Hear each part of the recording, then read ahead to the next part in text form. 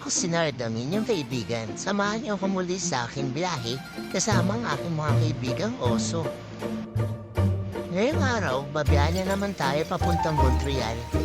At maaga kami nagising na aking mga kaibigan para mag-almusal. Dahil excited na nga kami para makapunta ulit ng Montreal.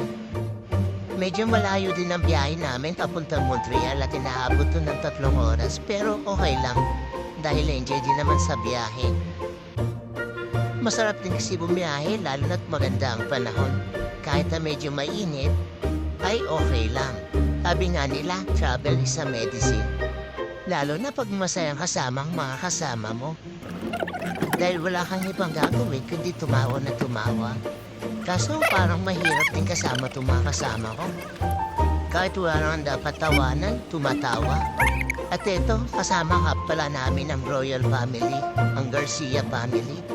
Nag-stop over nga pala muna kami dito sa McDo para mag-stop over. At ayan, nagpanggap muna kami bulag ni Nirboy kasi delikado na. Nakakasilaw kasi ang kapaligiran dito.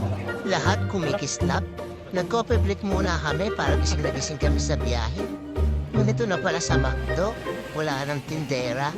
Ikaw na mismo kukuha ng order mo. Awa na nga namin ang aming mga order na kape. Yan, feeling rich kid kami. Pa-coffee-coffee na lang habang nag-walking-walking. But naman nga muna kami dito sa Gedli para magpa-picture sa mga malalaking butike. Pati pala butike dito sa Canada, malalaki. At enjoy na enjoy nga ang mga chikiting. Abot lamit ang saya. At after na namin magpa-picture sa mga butike, ito muli na nga ulit kami sa aming biyahe. Pero nag-stop over muna ulit kami para makapahinga rin naman ang aming mga sasakyan, lalong-lalo na si Buhnoy. At ito nga, dumaan muna kami sa park para ma-enjoy namin ang magandang kapaligiran. Nagpatuloy na nga ulit kami sa aming biyahe papuntang Montreal. At ito, medyo malapit na ako sa Montreal at ramdam na namin ang bigat ng traffic. Medyo mahirap mag-drive dito sa Montreal dahil bumper to bumper din ang labanan dito. Parang si EDSA. At nakarating na nga kami sa aming destination, sa Mirabel Night Factory Outlet. At excited na nga ang mga kaibigan ko dahil nabalitaan nila na may buy one take one daw dito ngayon.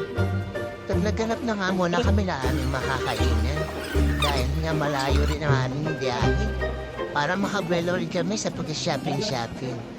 At ayan, pumipila na nga kami sa Nike Factory Outlet. Ganito kasi dito kailangan pumila bago makapasok. Dahil sa dami nga ng mga namimili dito. Nakita niyo naman kung gaano karaming mga binili nila dahil sa buy one take one. Pero yung pala ang buy one take one ng medyas, kaya puro medyas na nabili namin. Tumahan nga muna kami dito sa Montreal Pilipinas Store para ma-experience din namin dito.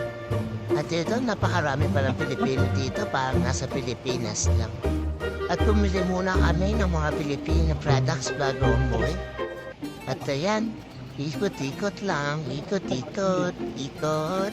Di namin alam kung anong bibili namin sa sobrang daming paninda. Kaya napag-desisyon na namin, kumain na lang. May nakita daw si Madam Rizabel na sisiling-sisig. Kaya dito na kami kumain. Sabi nga ni Mang Boy, sagot na daw niya. Yun, pagkatapos namin kumain, kwento lang pala yung sagot niya. Natapos namin kumain, napag-desisyon na namin umuwi. Naging mahaba ang araw na ito at nakakapagod, pero masaya. Lalo na't kasama mo ang mga taong nagpapasaya sa iyo. Malayo man kami sa aming mga pamilya, nakatagpo naman kami ng mga kaibigan na turingan na isang pamilya.